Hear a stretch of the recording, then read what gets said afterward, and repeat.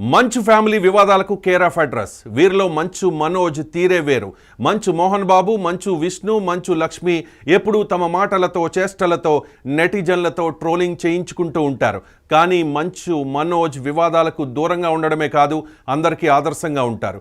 మనోజ్ 2015లో తన girl friend ప్రణతి రెడ్డిని వివాహం చేసుకున్నారు. కానీ 2017లో మ్యూచువల్ అండర్స్టాండింగ్ మీద డివోర్స్ కూడా తీసుకున్నారు. ఆ తర్వాత 2023లో భూమా మౌనికా రెడ్డిని మ్యారేజ్ చేసుకున్నారు.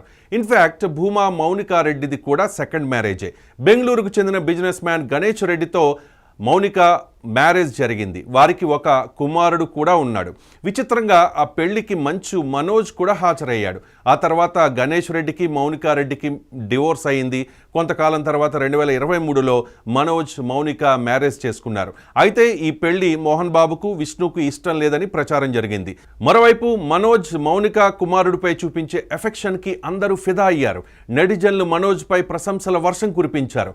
కానీ మంచు ఫ్యామిలీలో మిగిలిన వారి తీరే వేరు.